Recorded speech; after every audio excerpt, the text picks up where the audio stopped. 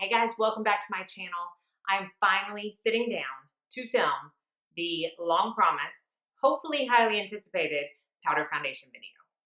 I posted a picture on Instagram and my stories well over a month ago showing all of my powder foundations, saying that I was making it a point to try every single one of them pretty much back to back, take lots and lots of copious notes and rank them for you. So I have 15 powder foundations sitting in front of me, which I will rank all of them. I obviously have not filmed this video yet, but I'm anticipating it to be quite a long one. If I find that there is a differentiation amongst topics enough, I will put timestamps down in the description box. But I'm going to start from the worst to the best, and at the very end, I'm going to cut to a demo of how I apply powder foundation, hopefully give you a couple of tips. I have always been a liquid foundation girl. I have tried powder foundations in the past and they just never seem to work for me. For reference, I am 40 years old. I have normal to sometimes dry skin. With the weather that it is right now being cold, with me using my tretinoin cream every night, I do sometimes get flakes. So I will have references of how these work on that kind of skin. But I feel like 2020 really forced me to get into powder foundations because the couple that I did have, just nothing compared to how they performed under a mask. And when I'm working and when I'm, going out or whatever, I'm wearing a mask. And when I'm working, especially, I'm wearing it for very long amounts of time. And I did not necessarily want to go completely makeup free. So that's what kind of got me into the whole powder foundation craze. And now I've got a ton of them. Let's go ahead and start talking. If you are not aware, a powder foundation is basically a foundation that comes in a compact. It's full of pigment. It provides coverage in a powder form, and it keeps you from having to wear any kind of liquids and creams, having this be your sole coverage product. In the past, I've always heard powder foundation is best for oily skin. Another reason I never really picked them up. I didn't have oily skin. I've never had oily skin. I just envisioned powder foundations being nothing but super cakey and just not flattering on the skin or having no coverage at all. When I would see demos of loose powder foundations, on TV, I felt like, well, I need coverage. That's not providing coverage. I don't think that's the case anymore. I think, yes, they are great for oily skin. It's great for staying on all day, but there are definitely formulas out there that are suited for dry skin as well, which I found in my testing. Just like with any kind of foundation, there are pros and there are cons. To me, the pros are powder foundations are easier to travel with. You're not having to take 2 or 3 different products. You've got that one product that will do the job of many. They're fast to put on, as you'll see in the demo, and you're not having to go and apply another powder on top of a foundation. Again, it's one product in place of many, so it makes your routine faster when you're applying your makeup. It's much longer lasting on my skin and oilier skins most of the time than a liquid foundation. I don't find that I have any patchiness that I'm dealing with coming off. It really, really, really works very well, again, under a mask. If you wear makeup when you're working out and you don't have time to take it off beforehand, it just holds up better than a liquid foundation in most cases. And finally, there's less transfer than with a liquid foundation. Even when you set it with a powder, I feel like if I were to go in and hug Chad, I'm not going to get makeup on his shirt. As with liquid foundations, even when set, I can't always say that's the case. Now, the cons are that some formulations can be cakey. They don't all work on dry skin. Some can really accentuate flakes, and the process of buffing it in is not good for visibly flaky skin. And to be quite honest, there can be a learning curve for powder foundations, not just powder foundation as a whole, but within formulas. They apply differently. I feel like there's brushes that work better for some than others. It's not something that everybody's gonna get on the first try. Whereas liquid foundation, it's pretty much, you put it on like you put it on, So I feel like that could be into the con, but once you get that learning curve figured out, it's moved over into the pro category. Before I hop into the 15 foundations, which I promise I will not talk about for 2 or 3 minutes each, I'm gonna show you my favorite brushes that I use to apply powder foundation, and as long as I'm able to find all of them, I will link them down in the description box as well. This one was actually just in my favorites for liquid, but it has been a favorite for mine for a while for powder, and it's the BK Beauty 105 brush. When I look for brushes for powder foundations, unless I'm looking at something for a loose formula, I like to have a very compact brush. I don't want it to be super loose. I want it to be dense. I want it to be able to pack on that coverage. So this is great. It's also very large, so it's going to do your whole face in a very short amount of time. Now, not everybody is comfortable with a super large brush like this because we don't all have long faces like myself. So these are a couple of smaller ones. This is the Jane Iredale Handy Brush. You can see it's a little looser, it's a little less dense than the BK Beauty one, and it's shaped a little bit different. It's flat instead of rounded, which I feel like is best suited for stippling, which you will see in my demo. I really like that. This one is a little bit smaller, but that same dense bristle brush, and this is the It Cosmetics Complexion Perfection Buki. I might need to not mess up so soon in the video since I've got a lot of talking to do. So if you can see, it's still dense, but it's smaller than the BK Beauty. For loose powder foundations, this is a love-hate relationship because I quite honestly have not found a better brush to apply loose formulas, but it is not the softest and it does tend to shed. It's the Bare Minerals Full Flawless Face Brush. So again, it's not harsh. I mean, it doesn't like physically scratch my skin while I apply the powder foundation, but it's definitely not as soft as the other ones I'm going to talk about. But again, I have not found one better to apply loose powder foundations. Now, I use this one for all of my loose powder foundations I'm going to talk about. For all of my pressed ones, I used this in the testing, and this is the Real Techniques number 204 buffing brush. It's the smallest head out of all of them, but I feel like the density is perfect. It does the job great. So for testing purposes, if it's compact, I use this. If it was loose, I used this. Now I will say very quickly that even though I forgot to do it for my demo today, on all of the testing purposes, I did use the Jane Iredale Smooth Affair Primer underneath. I do think if you're waiting a long time after your skincare routine to apply a powder foundation, it is good to add a little bit of a layer of moisture of some kind so that it has something to stick onto. It's not always the case depending on the formula because again, in the demo today, I forgot to put it on, but for testing purposes, I did use this. So without further ado, let's get into the ranking. I'm gonna start at the very bottom.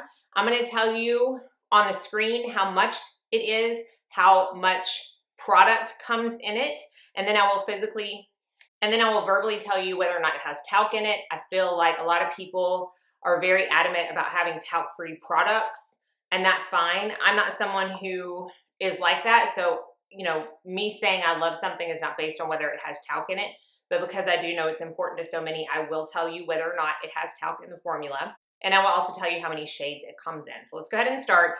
Out of the 15, the one that landed at the very bottom was unfortunately the It Cosmetics Bye Bye Foundation Powder. I am in the color Neutral Medium. From what I could see, this comes in 16 shades. When I looked online on the It Cosmetics website, it was drastically reduced in price. So I don't know if they're getting rid of this, if it's being discontinued, if they're reformulating, they're repackaging, I'm not sure. I didn't see talc in the formula, but the reason this hit number 15 for me was that it applied so muddy on me. I honestly, throughout the day, felt like I had smeared mud on my face. It just did not oxidize well on me. It was a pretty glowy finish, and it worked really well on dry patches. But the muddiness and the oxidization just absolutely did not work. I will say though, I do like this as a setting powder. So when I tested all these, I used them all by themselves, but as a setting powder, I do enjoy this. So I'm definitely not gonna get rid of it. I just did not like it for powder foundation on its own. Number 14 may come as a surprise, and I was a little upset that this didn't work out for me as well as I thought it would. This is the Color Science Natural Finish Pressed Foundation. This is an SPF 20. For some reason, I did not put on my notes whether it has talc or not, but I don't believe it does. This only comes in 8 shades, which is not an extensive shade range, especially when you compare it to some of the other shade ranges that I'm going to talk about. What I have on my notes with this is that it was just okay. The color is a little light on me. This is medium sunlight. So I don't know if the color had a little bit of something to do with it, but I do felt like it got drier as I wore it, which is not really what I'm looking for, especially for my skin type in this weather. And by the end of the night, it just looked okay. It wasn't anything that like surpassed my expectations. It just wasn't all that great. I'm not gonna get rid of it. Color Science, as y'all know, is one of my very favorite brands. They're 3-in-1, they're color balms, they're brush on sunscreen, so many things I love from them, but this one just wasn't it for me. Next is gonna come as a surprise because quite honestly, I did a fully separate video review on this and I absolutely loved it, and I don't not love it anymore. I don't want you to think that. It's just where it came on the list. Everything I'm going to talk about after, I loved a little bit more. But this is what got me kind of into the powder foundation realm again, and it's the Alima Pure Satin Matte Foundation. This is the loose formula. I'm also going to be talking about the pressed formula. This is in the color Neutral 4. This does not have talc in it, and it has the most extensive shade range of any of the foundations I'm going to talk about. It comes in 45 shades. So you are surely to find a shade in this foundation. Again, I don't dislike it. I do prefer the pressed, and it was just okay by the end of the day.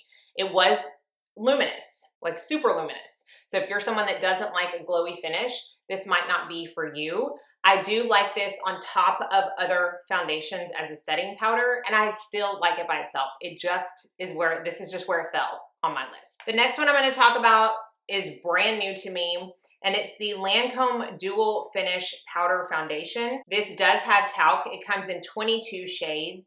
I am in the shade 230 Ecru 2 Warm. It was not that easy to find my shade. I'm going to tell you the first thing about this foundation is the scent. I feel like I just lit a candle in my room opening this compact, and I am not over exaggerating when I tell you this.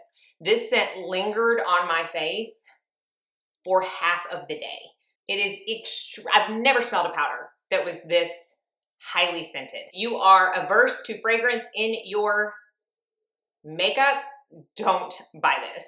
That is my number one con about this.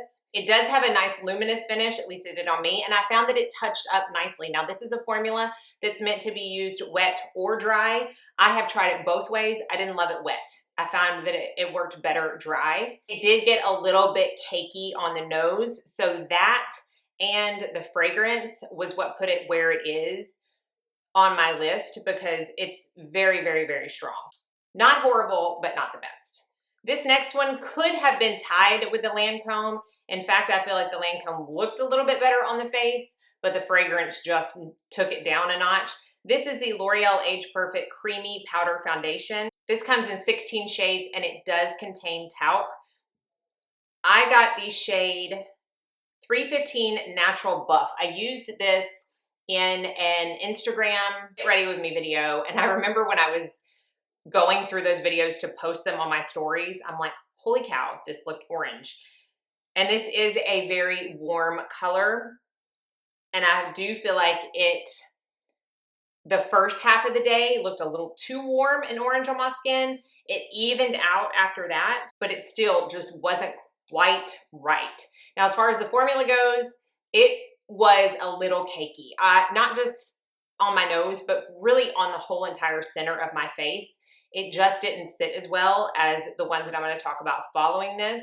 Another drugstore powder foundation that I like way, way, way, way, way better. So I've tried this as a setting powder, and again, I do like it because I'm not applying as much, and therefore the color is not going to be as strong, and the coverage is not going to be as strong, and it doesn't cake as much on my face.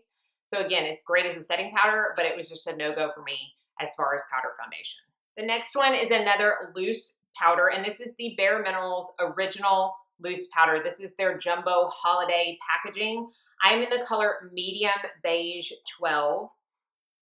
Bare Minerals Loose Foundation was never one that I could get to work on me. In fact, it was one that I felt like didn't have any kind of coverage, and what I realized was I was not using the correct brush. Once I found the full flawless face brush, these two are fabulous together. And I do really enjoy this foundation.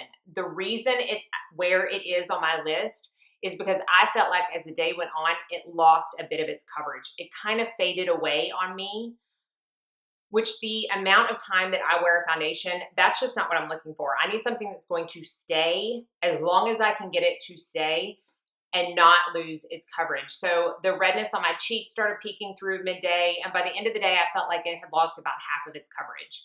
It is a pretty glowy skin-like finish though, and if you're only gonna be wearing your foundation for, a shorter amount of time, because I know some people only like to wear it for 6 to 8 hours a day, then this is gonna be great. But for someone like me who wears it for 12 to 14 hours a day, it just didn't hold the coverage for as long as I wanted it to. Next one on the list is the Jane Iredale Golden Glow, that's the color, Pure Pressed Base Foundation. Now, obviously you can tell that I love this foundation. However, I love this the most over the top of other things for an extra layer of coverage. I did not dislike it on its own, and it for sure wasn't the first time I had used it on its own. It did patch off a little bit, which again is not very normal for me with powder foundations. I just feel like when it has a little bit of something underneath, it helps. So while it is one of my very favorite products to use on top of other things, especially things like the Jane Iredale Liquid Minerals or the BB Cream or the tinted moisturizer or any other foundation, it wasn't my absolute favorite by itself. Oh my goodness, I forgot to tell you, the Bare Minerals does not have talc, and it comes in 30 shades, and it is also an SPF 15. And then the Jane Iredale, an SPF 20 or 15 depending on the shade. It does not have talc, and it comes in 26 shades. Get on the ball, Mandy. All right, let's hopefully not forget that for the future foundations that we're gonna talk about. Next is the Alima Pure Pressed Base Foundation. This doesn't have as many shades as its loose counterpart. It only comes in 17 shades. It also does not contain talc. I honestly don't know what shade I am in this because it didn't have anything on the back. I'm gonna have to try to go back on my order and see. The shade works great for me. Another thing I love about this is that there are refills available. So you don't have to buy the compact every single time. Although looking at it, I have no idea how you get this refill out. Oh, I think you pop it out in the front. Okay, yeah, I can see where it pops out and just have to do a little research. I do prefer this one over the loose counterpart, and all my notes say are pretty wonderful. It can get a tad heavy in the center of the face, but nothing overly cakey or bad looking. It lasted great throughout the day. It looked really, really natural. Not too glowy, not too matte. This is very skin-like, and I really, really enjoyed this. And if I had to pick between this and the loose, I would choose the pressed. Next is the Glow Skin Beauty Pressed Base. This is in Natural Dark. I can also wear Medium Honey, probably a couple of other shades because I do feel like they're a little bit forgiving. This comes in 24 shades. It does not have talc. This is not one that I disliked really in any way. In fact, my notes just say perfect amount of glow, great coverage. From this point up, it's hard, except for maybe my top two, to kind of figure out where things were going to be placed as far as the order in which I love them, because I love all the ones that I'm going to talk about from now on a lot. This is one that stays in my purse, and I keep it with the Jane Iredale Flocked Sponge, and I will press, if I'm wearing a mask for a long time, I'll press kind of where it might have rubbed off on the mask, and it completely melts into the skin, and I look like I just applied the product. So I really, really enjoy this one. Again, perfect amount of glow, great coverage, great product. Next is the It Cosmetics Celebration Foundation Illumination. I have this in the color medium. It only, from my knowledge, unless I'm looking at it wrong, I have that it only comes in 7 shades, which is not a lot at all. It does not have talc. I, again, am in the color medium. This one was absolutely not as muddy on me as the Bye Bye Foundation powder. In fact, it didn't oxidize weirdly on me at all. And I honestly thought that it was going to be too glowy, but this is flipping gorgeous on the skin. It worked good on dry patches. It wasn't overly drying. It wasn't too glowy, like it wasn't glittery or shimmery or too shiny at all. Just extremely pretty. I am so glad this is a new one. In fact, I bought this when I first decided I was going to do this video, because I know a lot of people have tried, or at the very least are interested in trying it. So I wanted to give you my opinion, and I honestly adore this. Okay, now we are finally into the top 5. I love all the ones that I'm going to talk about.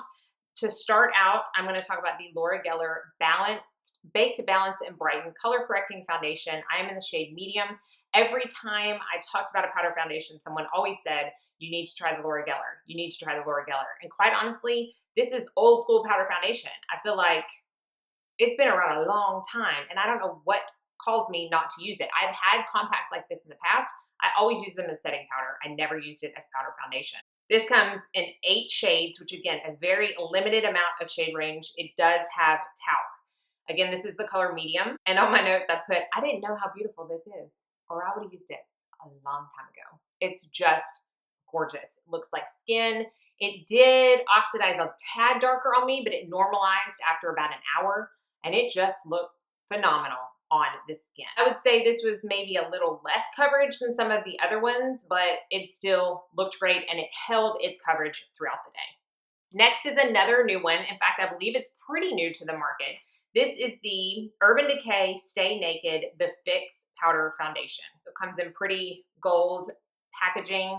Most of these come with a sponge. I don't use the sponge. If I'm carrying it in my purse, I will use it for touch-ups, but for application, I prefer a brush. I am in the shade 40NN. This comes in 24 shades, and it does include talc. Not much to say about this other than I absolutely loved it. It's gorgeous. It stayed on all day long. There was no transfer, no patching. It's very easy to apply. I mean, all of these are pretty easy to apply, but this one just seemed to go on extremely well, and I absolutely loved it. All throughout the day, if I would catch myself in the mirror, I'm like, wow, this Urban Decay is really impressing me. Top 3, so you know these are like the best of the best in my opinion. This is the Inica Loose Mineral Foundation SPF 25. This comes in 14 shades, and it does not have talc. I am in the color Nurture Y4. This is a loose foundation. I have the pressed foundation compact. I did not want to include it in this because honestly, I wanted to keep it to 15. So I would have to go in and try that again. But this one, y'all, this one is so gorgeous. Inica is an organic makeup brand, good for you ingredients. And I have on my notes, pretty perfect, no cons, looks the most like skin, and it's definitely my favorite of the loose versions that I have tried. When you first look at this, and I don't even know why I'm doing this because you're not going to be able to see it on camera, but it has like a little bit of what kind of looks like sparkle in it. And I was like, I don't know if I want to put that on my face. But some kind of sorcery magic happens when you do buff it into your skin, and none of that shows up. It just becomes the most gorgeous skin-like finish of pretty much all the ones I'm going to talk about, because the top 2 are more of like a matte natural finish. This looks like straight up skin. It is absolutely so good. Number 2 is a drugstore option, and this is pretty new to the market. I purchased this on Amazon before it became available to Ulta. In fact, at the point that I am filming this video, it is still in the new arrivals section at Ulta, and it is the L'Oreal Infallible 24-Hour Fresh Wear Foundation in a powder. This comes in 16 shades, and it does contain talc. Also comes with a sponge that I did not use, but this is the color 140 Golden Beige. So you can see the color right there. On my notes, gorgeous. No transfer to mask. I used this on a work day, and I didn't even have to touch up my notes. Great coverage. I do find like this is a good medium to full coverage, and it's not drying at all. You don't feel like the moisture is being sucked out of your face. It performs well over dry patches, despite the fact that it has infallible, meaning it's going to last all day, and it does last all day. As far as the infallible line, I've tried lots of foundations. I like the original infallible in the squeezy tube. The newer infallible that everybody raves about in kind of the square packaging, glass packaging, the infallible glow weren't my favorites. This, so good. So good. So for a drugstore, it's definitely the best option in my opinion. It does lean a little more natural matte, so you're not going to get much of a glow out of it. So if you have oily skin, this is another good contender for you as well. And then finally, the number one spot before I get into the demo of showing how I use it, because this is what I have on my face today, is the Chantecaille Compact Makeup. This, of course, is the most expensive one on my list, go figure, but it is absolutely gorgeous. This comes in 8 shades. It does contain, but I honestly, this rivals like some of my top 5 liquid foundations. I mean, and you'll see how easy it goes on. Again, I have it on my face today. This is in the color Camel. And in my notes, it says flipping perfect. Flawless all day, no cons. And that's about right. There are no cons that I can say to this foundation. It's gorgeous. It applies easily. It doesn't transfer. It lasts all day. What is he doing? He agrees, apparently. And it's just so good. I know it's a little bit more expensive, and I know that most people, when they think about Chantecaille, don't think about powder foundation, but I very, very, very much suggest this powder foundation. So now that I have exhausted that list, if you are still with me, bless you for listening to me talk. I need to go get a drink of water. Let's hop into the demo. The one thing that I feel like is the most important thing to remember when working with powder foundations is to be sure that you apply all of your cream products first. I'm not saying that there is not a single powder foundation out there that won't work putting cream on top of it, but it kind of defeats the purpose.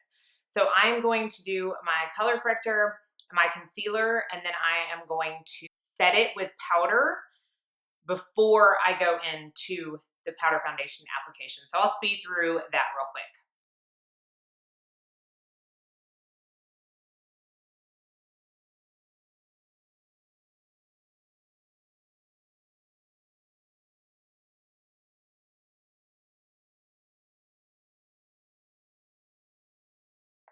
So if you notice, I brought the concealer a little bit down with my sponge just to cover a little bit of my redness.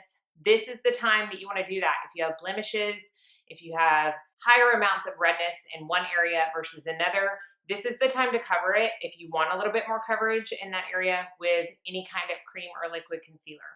So now that I have that set, I'm going to go in to the Chantecaille Compact Makeup. And for this, I'm going to be using the Real Techniques buffing brush that I spoke of. And I do the application in 2 steps. So first I load the product onto the brush. So this was very clean. I cleaned all my brushes last night, and so you can see the product on there. I don't tap it off too much because I want that product to come off as coverage. And the first thing I'm gonna do is stipple it into the skin. I hope it's coming across on camera, but when I first stippled it, I could see where that coverage was. Okay, so that's the first layer all over my face that I'm going to do is stippling the product in. Because when I set my under eyes, I did not set this concealer that I put where my redness is on my cheeks. So if I go straight in and start buffing, I'm going to buff that concealer away. So this is kind of like the prep step. If you've ever iced a cake, to do it, I don't want to say professionally, but like if you've ever taken a cake course or something, they call this the crumb coat. So this is the crumb coat of your face. You're basically putting enough on so that when you go in to actually buff it, you're not going to get any crumbs of that concealer per se coming up.